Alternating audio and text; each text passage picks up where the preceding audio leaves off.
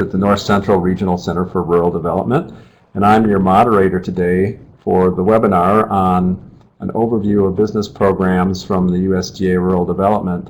If you've just joined us, take a second to indicate your role or interest in business and economic development here on the poll. I'd like to introduce our two resource people today. Mark Brodziski is with the U.S. Department of Agriculture, Rural Development, and Rural Business and Cooperative Programs, where he's the Director of the Specialty Programs Division, Rural Business and Cooperative Programs. John Broussard is Director of Business and Industry Division in the USDA Rural Development. So with that, I think I will turn it over to John and Mark to present their material. Take it away. Well, good afternoon, everybody. We're glad you can join you. This is Mark. I'm originally from, my home state is originally Wisconsin, in DC now for a couple of years. We're just thinking the other day how much we're enjoying the nice warm weather here. But looking at the weather maps and forecasts, I think we picked a great day for the rest of the country to be indoors and probably online doing something rather than trying to be outside. So we're glad that you could join us today. I'm going to start off with just a kind of opening comments and then turn over to John. And again, this is just going to show you our contact information rather than waiting to the very end for our email information. We thought we'd give that to you right up front. Probably in most cases, and a lot of times, the most important piece of a webinar presentation. But if you do have any follow-up questions, contacts, feel free to correspond with us as we can help you out in the future. We originally put this together concentrating on our business program side. Both John and I represent a kind of a major branch within our USDA Rural Development. We both work for the Business and Cooperative Service, which is an agency here at the national level. And within the agency, we have a business program side and a co-op cooperative program side. Both John and I represent the business programs, and this simply lists kind of our staff, starting with our administrator and administrative staff within our programs, just to give you a little sense as to our organizational structure. There's likewise a parallel staff within our business programs or within our cooperative programs. The objectives of today's webinar are simply to talk about and focus on our business programs, mainly with the programs we'll talk about are our Business and Industry Guaranteed Loan Program, of which John will take over for in a couple of minutes and give you a little bit of insights and some background on the program. I'll talk about what we refer to as our specialty programs, in essence some grants and loans that are available to organizations for community economic development.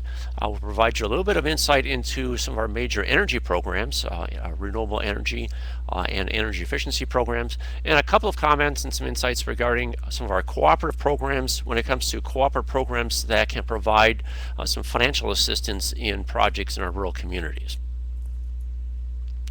Starting off with kind of the broader perspective of USDA Rural Development. Rural Development is an umbrella of three different agencies, the Rural Business Cooperative Service, the Rural Housing Service, and Rural Utility Service. We all share a common mission, and that is to improve the economic opportunity and the quality of life in our rural communities. Within our business side, we concentrate more on working with the leadership in our communities and building competitive businesses, including sustainable cooperatives. We do this really through investing our financial resources, our loans, grants, and loan guarantees, and providing technical assistance to businesses and projects located in rural communities. In addition to direct funding and direct resources, we also build alliances, partnerships with other stakeholders in our rural communities. Hence the poll we have posted up front is just try to get a feel for our audience today. In a lot of cases, these types of webinars, so we have a pretty good mix, and I think it holds true for today also. Kind of between these two bullets, we have a significant number of participants that are interested in the financial resources, things we can do to assist you and your organization in working with communities and with businesses. But we also have a number, I know, of participants today that are great partners, either in providing additional leverage, additional funding, or other resources in partnership with many of the projects that we participate in. This is simply a listing of our programs within our business programs. Again, we're going to spend some time talking about each of these a little bit, but mainly from the sense of just giving you a general perspective of the programs. Again, kind of rolling through these as we're showing up front within our program and our structure. John is going to talk a bit more in detail about the Business and Industry Guaranteed Loan Program. Then I'll cover the next several bullets. The next 4 of them on this list really fall within our specialty programs. Actually 5 do, and then the last one, the energy programs, are another separate division, but we'll spend some time with that.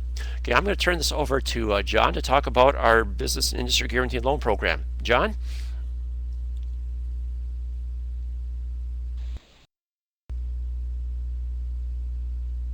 Thank you, Mark. As far as the Business and Industry Guaranteed Loan Program, it's specifically that. It's a loan made by a local lender for the interest of providing financing to a private business in a rural community. And we have some examples of some of those projects that we'll share with you. Mainly our program goes up to a $10 million program. We offer assistance up to a $25 million program in certain circumstances, with exceptions from the administrator's office. We offer typically an 80% guarantee to the lender for loans up to $5 million, and from in excess of $5 million, it reduces to 70%. Anything up to 10, and anything in excess of $10 million, it reduces to a 60% guarantee. Basic requirements for our loan program: obviously, first and foremost, a project must be located in an eligible rural area. Once they are located in those eligible rural areas, then we look at basic equity requirements and collateral requirements. If a lender has a customer that meets those particular requirements, then they can submit a request for a loan note guarantee to the agency in the respective state where the project is located. Specifically, the equity requirements on new businesses are a 20% tangible balance sheet equity and a 10% tangible balance sheet equity for existing businesses. Anything energy related, we have higher equity requirements or specialty processing requirements that we can go up to 25% or more. With that, some of the projects that we finance across the country, obviously people think we are USDA, Department of Agriculture, but what are we doing financing drilling rigs? And again, these are examples of eligible projects that we've done across the country to give you an opportunity to see what we have available. In this particular case, there was approximately a $10 million loan that was done for a facility on the Gulf Coast for a state-of-the-art drilling rig. And in less than 5 years' time, the company expanded to 10 different rigs, and in less than 10 years actually paid us off and sold part of their fleet and still remain in business. This project shows that we get involved in food processing. This is obviously a well-renowned chef that has a meat processing facility that he came to us to look at it for energy programs, and in discussing the process with him, he had a facility that needed to be rehabbed that had actually been destroyed, and he ended up constructing a new state-of-the-art facility for his retail processing facility. And this, throughout the process, while his new building was under construction, he kept all his employees on the payroll, obviously for several reasons, but mainly to provide that economic development to those local communities. We have also provide financing to Mars Candy Bars, where we sell our peanuts to M&M Mars for both stickers and M&Ms. And so I guess the moral here is eat more peanut M&Ms. And our main and foremost program, obviously, we want to get involved in rural manufacturing. Here's a slideshow of a manufacturing facility that manufactures outdoor wrought iron furniture. And again, a big part of our portfolio is in manufacturing, where we have over a fourth of our portfolio in manufacturing. But again, what we want you as a customer to understand, Guaranteed B&I program can help you with economic development in a rural community by providing term assistance to a customer through a lender in which they can come to the agency for a guarantee, very similar to SBA, except on a much larger scale. And with that, that highlights our guaranteed loan program, and I'm going to turn it back over to Mark.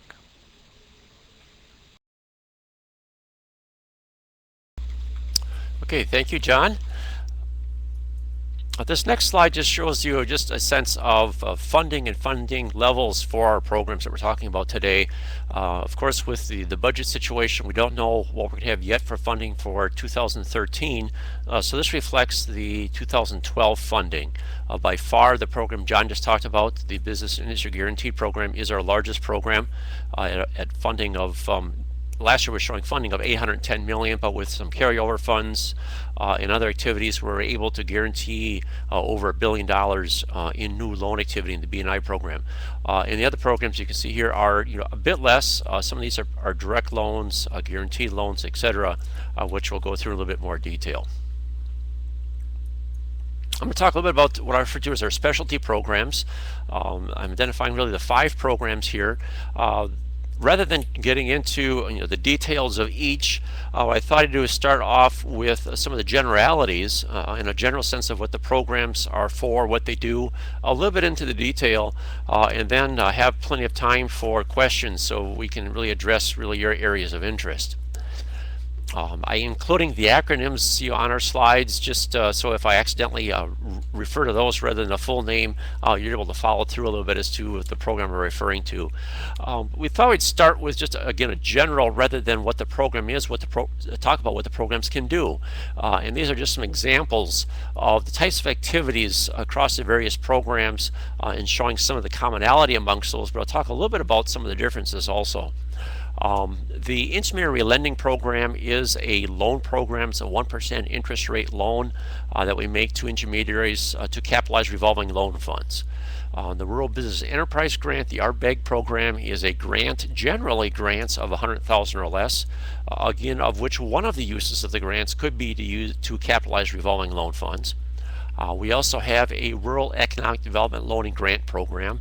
This is a little bit unique program. We'll show you some detail later.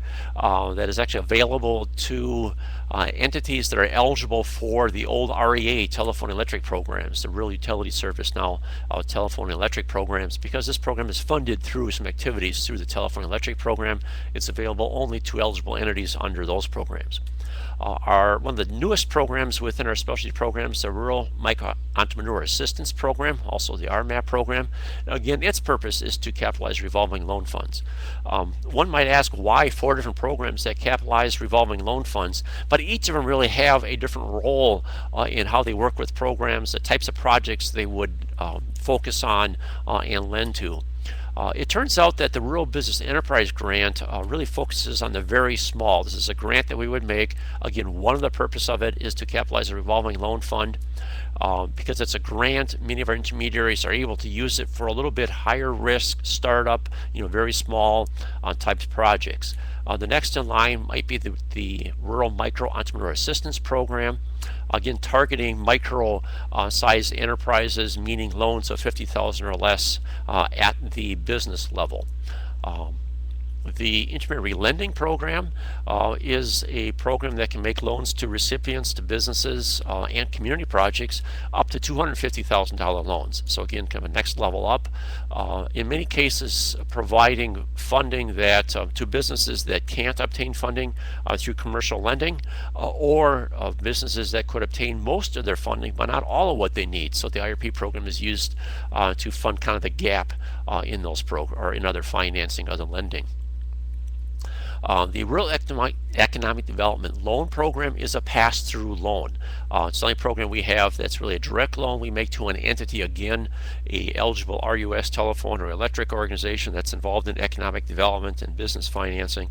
They would take the loan and pass it through to a business for financing.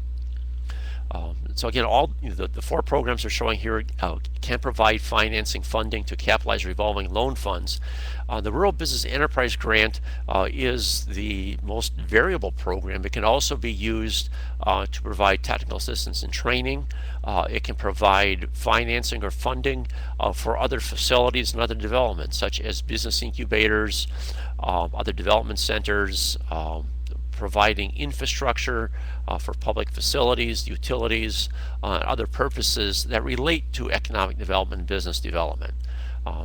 The intermediary lending program and the rural economic development loan and grant program, really what we're showing here as far as my X's in the incubators, development centers, and public facilities would indicate the ultimate use. In other words, we would use those funds, the IRP and the red leg, to establish a revolving loan fund, and the loan fund would then finance those types of facilities, including businesses. The RBEG can also do that, could finance capitalize a revolving loan fund and then finance recipients come by a third party, or it could fund projects directly rather than through a revolving loan fund. If the grantee is eligible, we could finance facilities, training centers, incubators, other infrastructure directly. And I think our examples would give you some insights into that. The last program on this chart to the far right, the Rural Business Investment Program, is actually a non-funded program.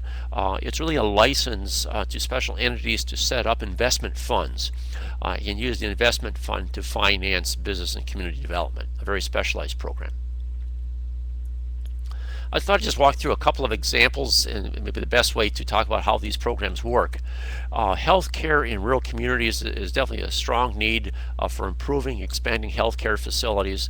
The Rural Economic Development Loan and Grant Program, both the loan on a pass-through loan and the grant are used to, again, establish a revolving loan fund, but a healthcare facility is an eligible recipient as a recipient from that loan fund.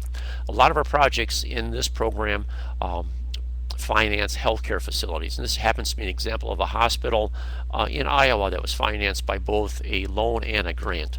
Right now, the maximum loan we can make is $1 million, and the maximum loan would cap out at, or the maximum grant would cap out at $300,000. In this case, the Rural Electric Co-op requested both a loan and a grant to finance this facility. Again, the next size down would be our intermediary lending program. The IRP program can be used for a wide variety of businesses and other community development projects in a community. This happens to be a tourism project financing a resort, improvements to a resort that an intermediary made a loan. It was, in this case, it wasn't quite a $250,000 loan. I think it was somewhere around 200, or slightly less, to make improvements to a resort facility. The Rural Business Enterprise Grant, as we noted, can also finance or establish revolving loan funds.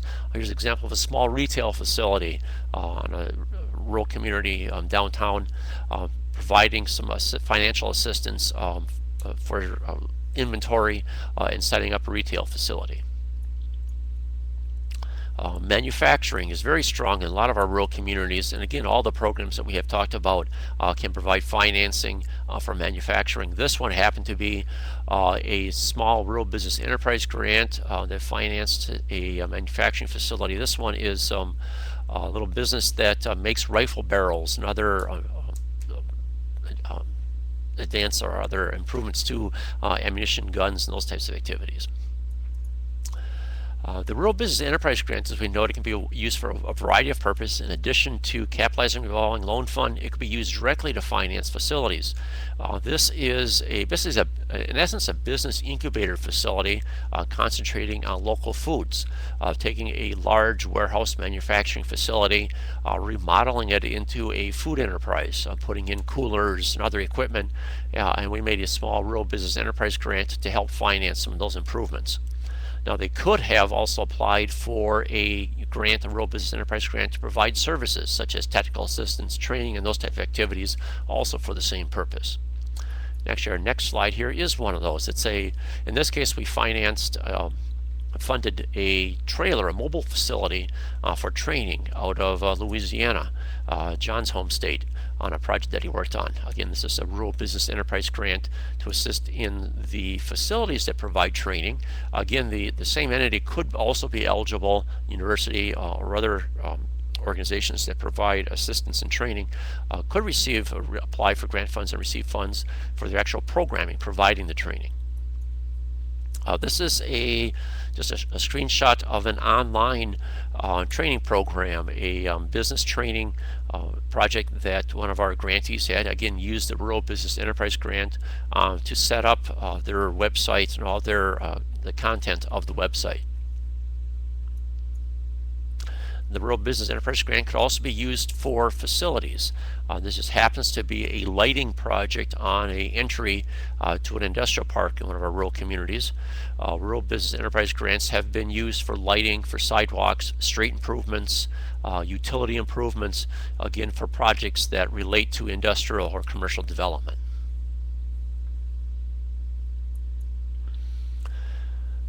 Generally, within the programs we just talked about, eligible applicants generally are public bodies, rural public entities such as towns, cities, villages, state agencies, and authorities created by local governments would be eligible for most of our programs that we just talked about. Indian tribes are also eligible for the program. Generally nonprofit corporations that have experience in providing either financing through revolving loan funds or other economic development activities, training, technical assistance, for example. Some cooperatives are eligible for the IRP program, such as credit unions, as long as their membership are primarily rural and serve rural residents and rural businesses. As I noted earlier, the Rural Economic Development Loan and Grant Program is limited just to entities that are eligible for the rural utility telephone and electric programs, but this would include a lot of our small municipal telephone and electric utilities, along with co-ops and rural telephone companies. A couple of highlights, again, kind of broadly across all the programs we just mentioned. Businesses and projects assisted must be located in a rural area. Our grantee, for example, an intermediary that's operating a revolving loan fund or a nonprofit that's going to provide technical assistance or training, the grantee or our borrower does not have to be located in a rural area, but the project that they're assisting has to be. The business or the community that they're assisting with services must be located in a rural area. Generally, rural is defined as a city or village of a population of 50,000 or less. Also, any urbanized area contiguous to such cities or villages would not be eligible. Generally, there's a requirement for either matching or supplemental funding. In most cases, 25% of the project or more. In some of our more competitive programs, the matching or supplemental funding, the more matching or supplemental funding an entity would have, the greater chance they would have of receiving funding through our programs. Our programs are very competitive. You can imagine in today's times with more restrictive budgets, particularly the grant programs, but even some of the direct loan programs are becoming very competitive. All the programs we're talking about really are processed through our state office and area offices. While both John and I represent our national office more on the administrative side of programs, we no longer process applications or projects here at our national level. So everything we're talking about really is reached, or the gatekeepers, so to speak, are our rural area offices and state offices for rural development. Okay, I'm going to switch gears a little bit and talk about our energy programs, and then we can be open, of course, for any questions as we're rolling through our programs. The energy programs I'm going to refer to, our primary program is the Rural Energy for America program, also known as REAP. The program was authorized originally by the 2002 Farm Bill. At that time, it was commonly known as the Section 9006 program, before it really had a name. In 2008, the program was reauthorized, but they changed the section of the Farm Bill for it, so the 9006 no longer worked. So now most of our stakeholders and applicants refer to the program as the REAP program, the Rural Energy for America program. This program really has three components to it. It has funding that it's available to, and I'll go through a little bit towards eligible entities, but mainly to intermediaries in a sense that provide services such as energy audits and technical assistance for the development of renewable energy. That would be our first category. The second category of funding is to do a feasibility study, a project-specific feasibility study. Or the third, to fund or finance the equipment and construction of a renewable energy or energy efficiency project. Under the energy assessments, energy studies, or technical assistance, it would include site evaluations for small businesses and ag producers. I'll go through a little bit in detail here, next couple slides, the eligible uses. But mainly it's to provide technical assistance or to really calculate energy efficiency measures as it relates to carrying out energy efficiency projects or implementing a renewable energy project. For the energy assessment or technical assistance projects, again, basically an intermediary that would be eligible would include state, local government, including tribal entities, institutions of higher education, electric cooperatives, and other public power entities such as the municipal electric would be eligible. The other parts we referred to, the feasibility, project-specific feasibility studies and the renewable energy and energy efficiency projects really relate to, as you see here, generally two categories. Under all our programs, I'm referring to under the REAP program, all the projects under the REAP program, renewable energy these are the types of projects that qualify as renewable energy: the wind, solar, geothermal, biomass, hydropower, and hydrogen. Hydrogen projects that are derived hydrogen from these types of sources, either a wind, biomass, etc., would qualify. On the energy efficiency side is buildings, equipment, replacing or improving existing in buildings and equipment for energy efficiency. Project-specific feasibility study grants. The program could provide up to 25% of eligible project costs, not to exceed $50,000. Again, for renewable energy systems, determining the feasibility of renewable energy systems.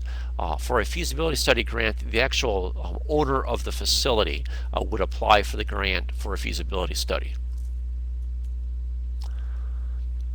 For all and the slide title here refers to the parts 2 and 3, which would be the feasibility studies in actual renewable energy efficiency projects.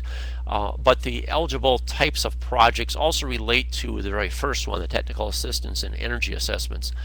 Mainly the ultimate beneficiary has to be an ag producer or an organization that's an ag producer, or a rural small business utilizing the definition size standards of SBA for small businesses.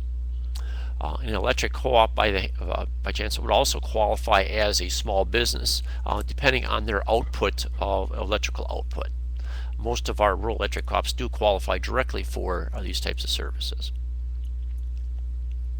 So again, renewable energy is energy derived from wind, solar, biomass, or it could be a hydrogen source utilizing those sources. Renewable energy system, the key to the definition here is that the system be a renewable energy source, and again, the system has to be owned or operated by either an ag producer or a eligible small business, rural small business.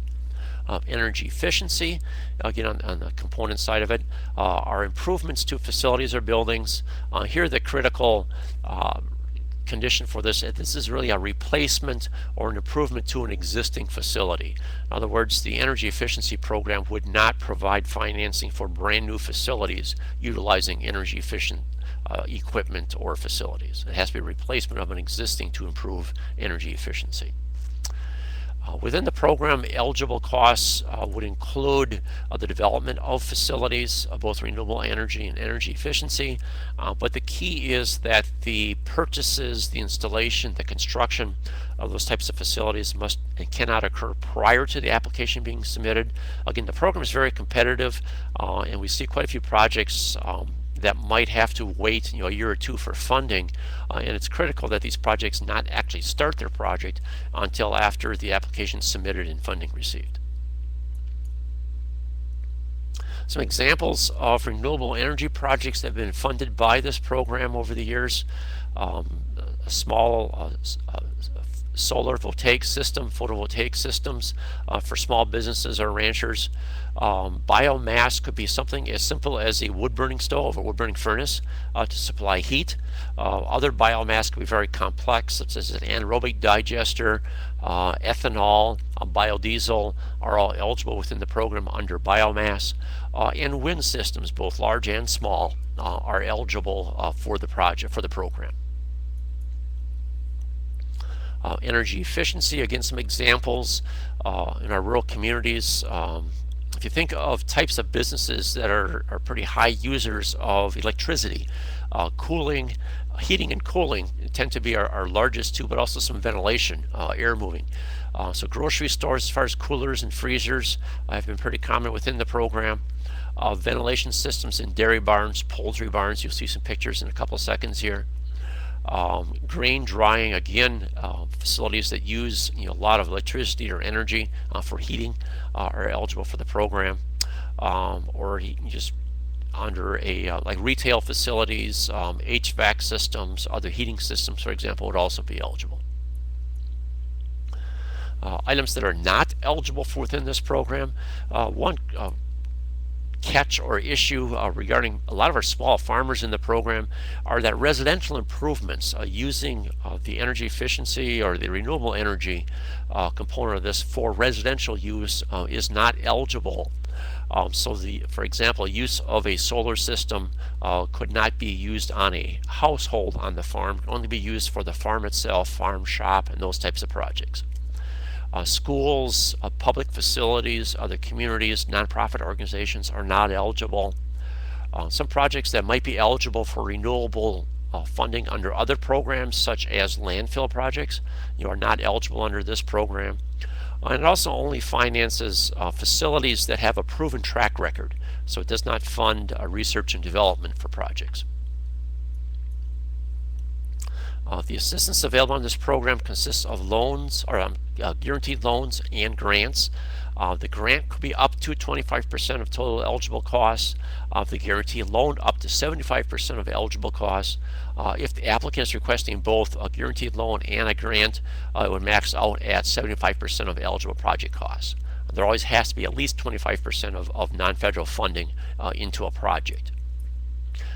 Now these are the maximums. Again, with the competition and cuts in funding, it's getting more and more difficult us to provide large grants to projects.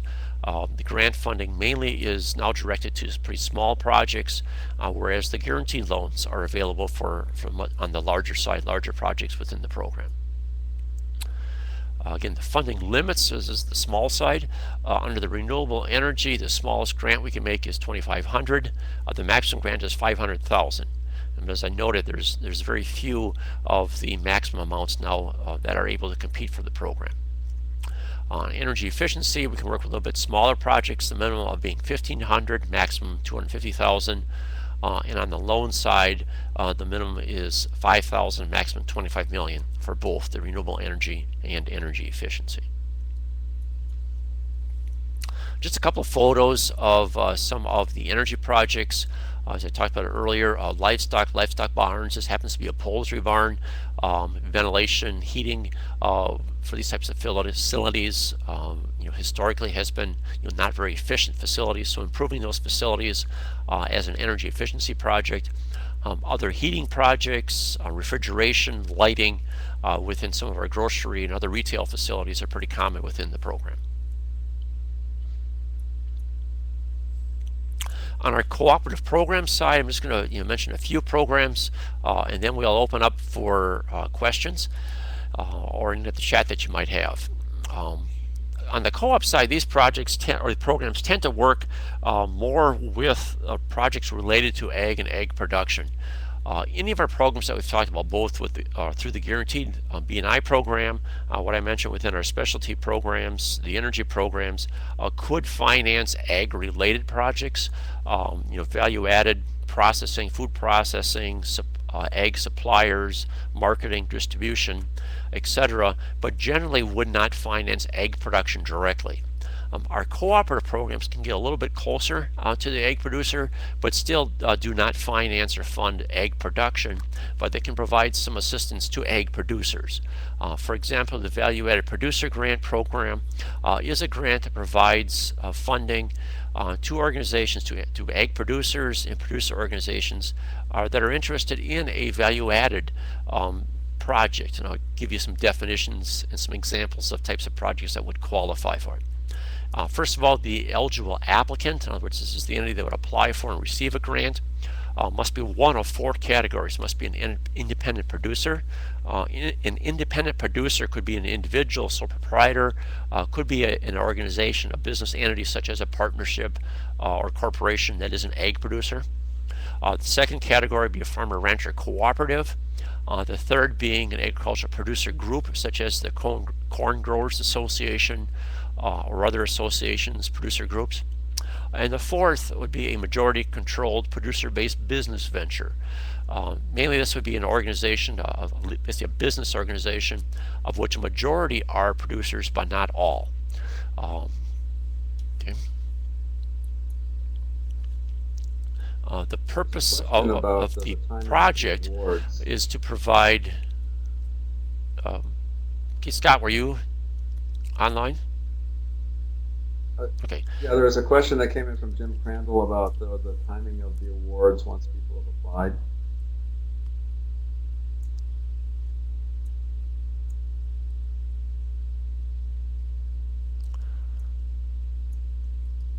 Oh, on the Value-Added Producer Grant Program, the applications that were, again, this is not a program I work with directly, but working with the administrative staff on a co-op side on an update last week.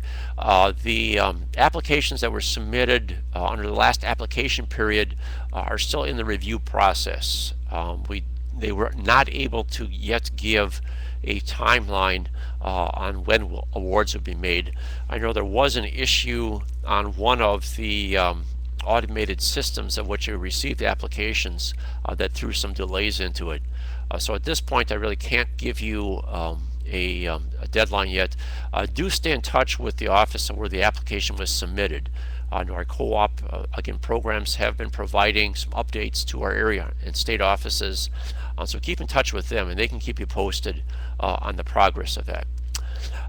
Regarding the next funding round, really within most of our programs, not just the value added, but our others, on some of our programs we are preparing to publish notices of timelines on funding, though since we don't have a budget, we're a little bit restricted into how far we can go with establishing kind of the next steps within funding for the programs.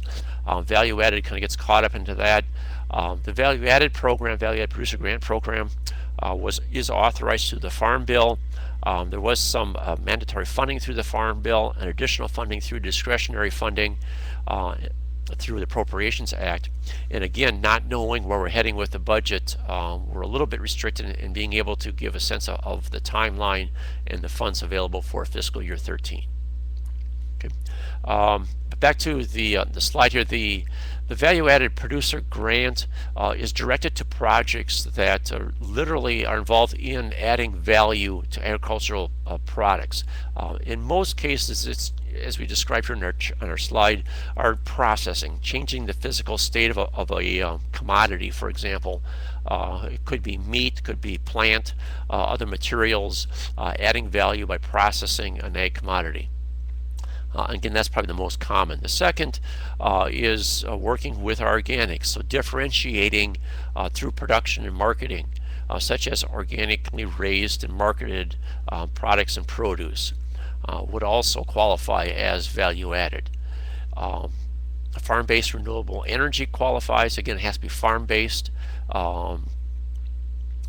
The fifth item here on the slide is an area that the program is just starting to get a little bit more into, and that is working with kind of aggregation and marketing, kind of the mid-tier between the producer and the consumer of local and regionally produced foods. Again, for any of these types of products or projects, the applicant has to be independent producer, or one of the other categories that I mentioned on the previous slide. In other words, a distributor of local foods would not qualify under number 5. It would have to be an eligible type entity that would then work with creating and enhancing marketing and distribution of product. Again, the purpose of the grant use of funds could be for planning purposes or for financing working capital, in essence the implementation startup of a business enterprise or a value-added enterprise. Planning grants are restricted to a maximum of $100,000, working capital up to $300,000. To qualify for a working capital grant, the applicant has to have gone through the planning process, in other words have a feasibility study and a business plan, though it does not necessarily have to have gone through the value-added planning grant to qualify for the working capital grant. They simply have to have a feasibility study and a business plan in place. They could qualify for both a planning grant and a working capital grant, though not at the same time. In other words, an entity that needs to go through planning would first apply for the planning grant. Once that's completed, they could then come back in and apply for a working capital grant.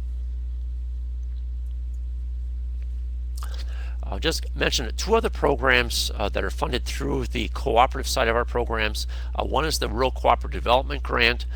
This is a grant that's provided to provide funding for establishing and operating development centers, rural cooperative development centers. This is available to nonprofit organizations, public education institutions of higher education. Generally, it's for either establishing or operating such centers. Does require some additional match funds.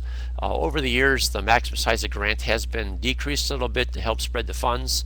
Again, quite a bit of interest in the program.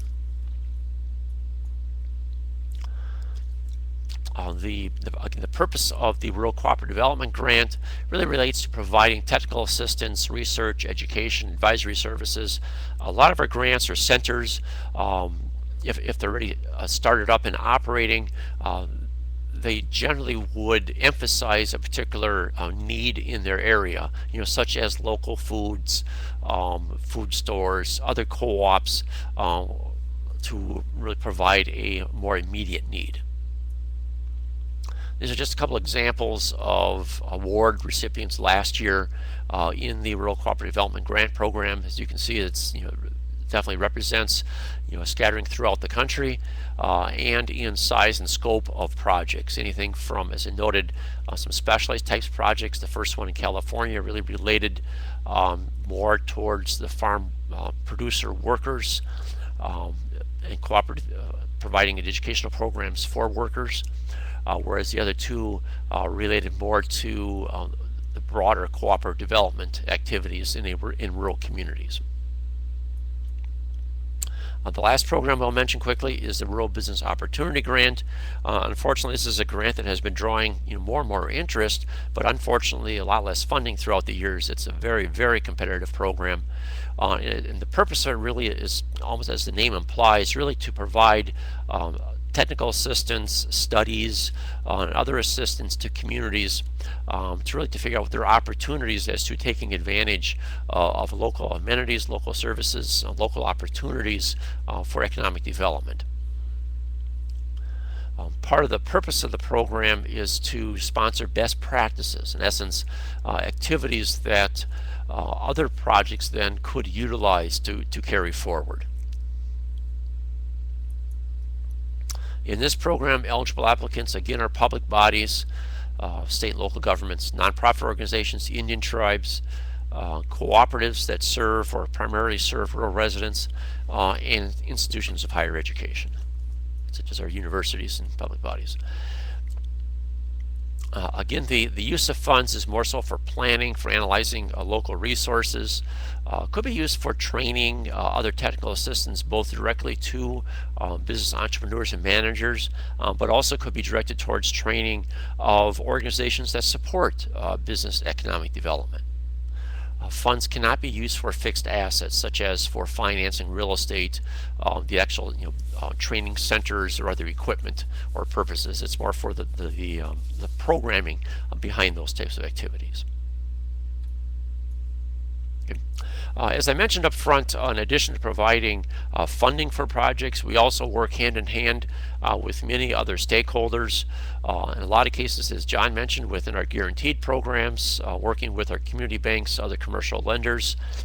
As we talked about some of our examples of projects and programs working with our local utilities, both electric, telephone companies, public power entities, those type. We've worked more and more with other federal agencies and other federal programs, the Community Development Financial Institutions, CDFIs, a lot of our intermediary lenders under the IRP program, and some of our other revolving loan fund type programs are also members of or have certification through the CDFI, which is brings them a little bit more capacity both in experience, training, and in funding. We work closely with other agencies, SBA, for example, in providing funding to projects, in some cases co-funding projects, but also in working with communities, whereas some of our projects or other agencies like EDA or Commerce might provide some funding to the community for economic development, an industrial park or other services, and we would come in and finance an individual business or particular activity within that. As we noted, institutions of higher education, universities, community colleges, in a lot of cases are eligible for some of our funding. And also, a lot of cases simply provide technical assistance and other services to our projects we're working with. The local foods is an area that throughout the country, a lot of universities have been getting involved in providing training and other services for development of businesses. Community action agencies, some of our social agencies, social service agencies that have also picked up activities relating to providing economic development opportunities, training, technical assistance, career education, are also stakeholders of our programs. Okay. At this point, that's going to kind of wrap up our presentation. We try to go through things that I know at a pretty high level, quite a variety of programs, but we're going to be available for any questions you have, any discussion that you might have. So we'll turn it back to you, Scott, if you have anything online or any questions coming in. Well, thanks. That's a great overview of a lot of programs, and we've got a lot of people on the line, so I would invite them to go ahead and input any questions that they might have into the chat box. And while we're waiting for that, I'll ask just a couple here, and you can answer those, and then we'll take a look what's coming on the chat box. So I guess I'll just start with if you could get the ear of every rural person in America for 2 minutes, which program among the ones that you've discussed would you want to feature? Well, that is a tough question from the sense that it really depends so much as to the need of who's asking that question.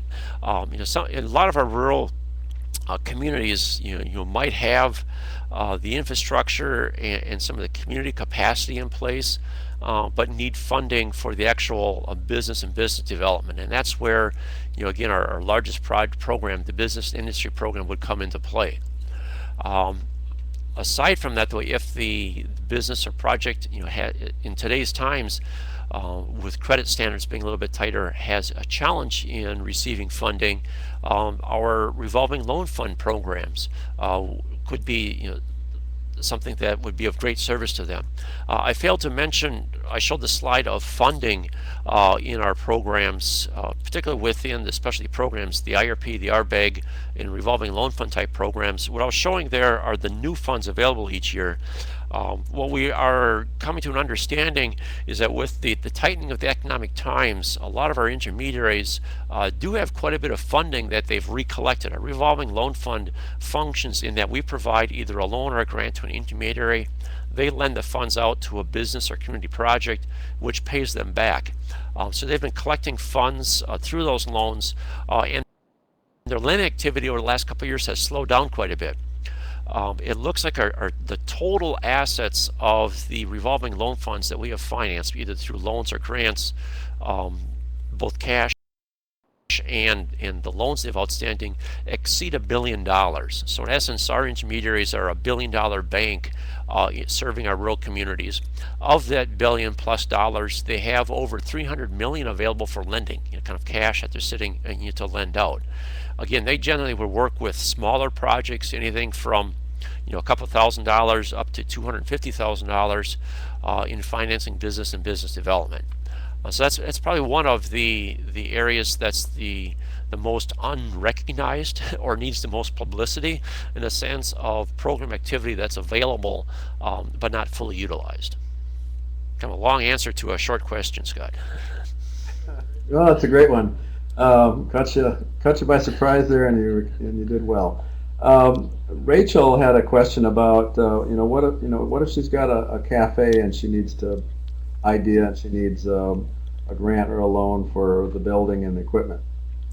Yeah, again, depending on the size of the need of the business, we generally would not have grants available to a business. The only two programs exceptions would be the energy program I referred to, the Renewable Energy for America program, or for a producer, the Value-Added Producer Grant. Those are the only two grant programs where we would make a grant to a business for a very specific purpose. For general business purposes, if it's a small loan, by small we mean $250,000 or less, we would look to our revolving loan fund type projects and programs. There, the best source of information again would be our area office, or area and state office. They serve all our projects. They understand who out there, what entities. It could be a public body, a nonprofit organization, sometimes towns, units of local government.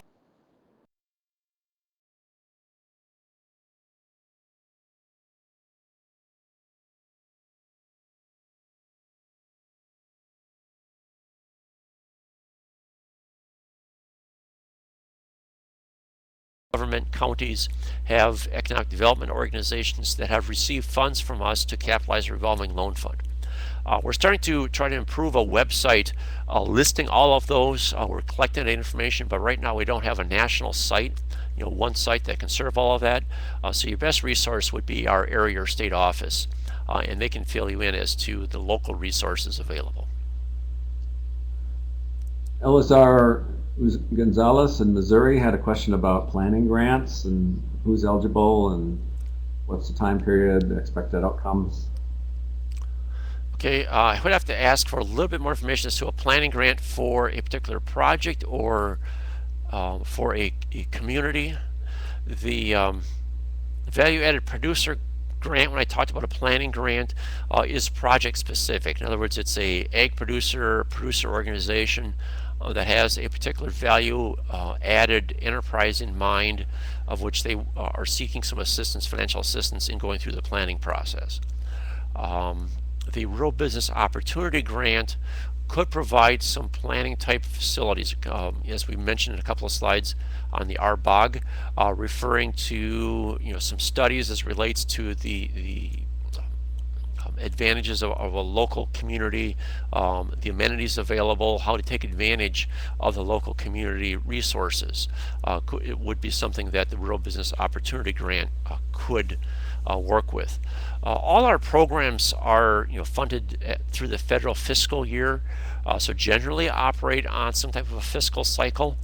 The value-added producer grant, rural business opportunity grants have relied on notices, a notification of funding availability or a notification of solicitation of applications being published, and then establishing the application cycles and deadlines. Again, if you're interested in these types of projects or programs, staying in close contact both with our area and state office would be to your advantage. You also can sign up for notices through some various servers of grants, so that when a various agency notice is published, you automatically receive a notice of that. Great. Melinda had a question about a Mexican grocery store that they're trying to help, where they're trying to help the person kind of come up to code with their facility, and they were thinking about a pass-through loan instead of a direct loan. So it looks like the money would go to their nonprofit. nonprofit. So, any advice on that? Okay, Scott, you kind of broke up a little bit at the end of that, but I can see the question in the chat. The Yeah, the Rural Business Enterprise Grant, as a grant, cannot be passed through to a business. We can provide a grant to an eligible entity. An eligible entity, under the RBEG, is a nonprofit or a public body or tribe that is providing technical assistance or other services to small and emerging businesses. Other services could include a revolving loan fund. So we could make a grant to a nonprofit to establish a revolving loan fund, and they lend the funds to a small and emerging business, such as a grocery store. But it would have to be a loan, could be a very low interest rate loan, but would have to be established as a loan. And then once funds are repaid back to that revolving loan fund, be lent out to another business for a similar purpose.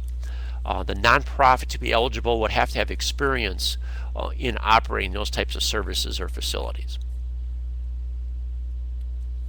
Great. Bruce had a question about office locations. I'm wondering if one of you could maybe just paste a good link to find USDA Rural Development offices into the chat box so that people can find other ones other than the closest one to Las Vegas. That might be the best way to handle that one. Julie Avery had a question on hands-on training and skills on traditional old building stock for small farm, organic farm development. Could this be maybe a countywide land conservancy or a small nonprofit doing training? Anything for that? Any programs that might fit that kind of angle? The Rural Business Enterprise Grant, again, it's a very old program. The regulation is written very, very broad. Simply refers to providing technical assistance and training for small and emerging businesses. It cannot finance or fund ag production directly, but if it is general business skills, safety, handling chemical and those types of things of ag workers, ag producers that it could be involved in. If it's skills, I think one could easily work within the program for the purpose described here, as far as rehabbing buildings, understanding how to establish a small producer of organics, along as it's not training on growing plants of actual of ag production type training. The general business and other activities could be included on the Rural Business Enterprise Grant. I didn't mention, but under the cooperative programs, we also have a small minority producer grant, socially disadvantaged producer grant program, of which I don't have the details in front of me, but that is providing technical assistance through nonprofits and co-ops, providing services to minority ag producers, again as it relates to business skills, management skills, financial skills, could be for marketing, developing marketing enterprises and those types of activities. So there again, that might be a program that's available. It's the socially disadvantaged producer grant program. Great. Okay. Pam Hall had a question about the definition of a nonprofit. Yeah, we use really nonprofit as established by state charter, so it varies a little bit from state to state. Generally, entities that would qualify as a nonprofit under the 501c, various categories, would qualify. Obviously, the 501c3 is, an easy determination. There are some others that could qualify. I think most 501c6s do qualify as nonprofit. Again, the best approach there would be to discuss the issue, your organizational structure, with our local office. They're responsible for reviewing an initial application. Generally, our staff would work with an entity simply to determine eligibility without even submitting a full application if you really have a question as to structure. But generally a 501c6 could qualify. But it does depend a little bit as to the specific state charter, how you're set up within your state charter.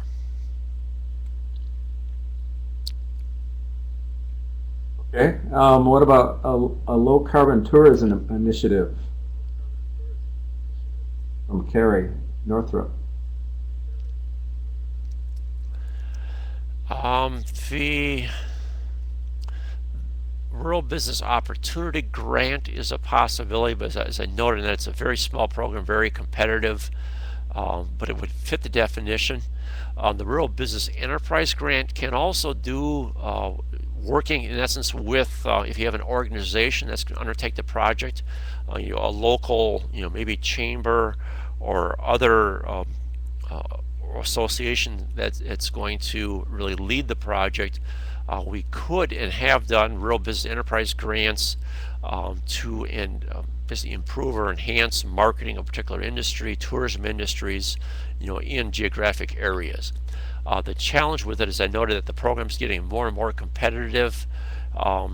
Generally, the project would need to demonstrate a direct relationship to creating and saving jobs.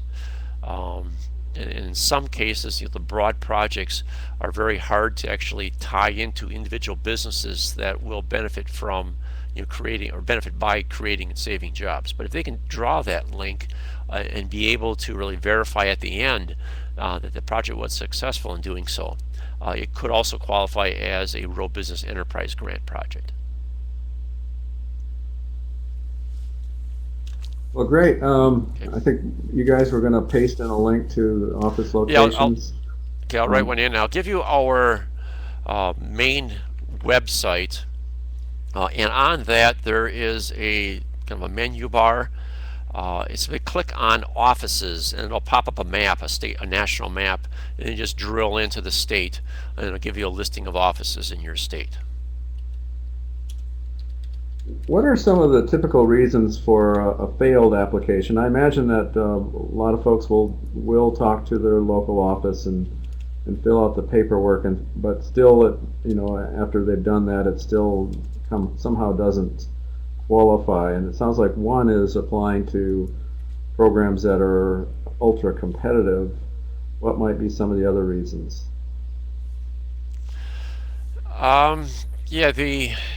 Well, one of the reasons, first of all, is a complete application by issue. Many of the programs, particularly the grant programs, require a pretty detailed scope of work, laying out the purpose of the project, how it's going to be measured, what they're going to accomplish, timelines, budgets, etc. So in some cases, getting that put together is a bit of a challenge.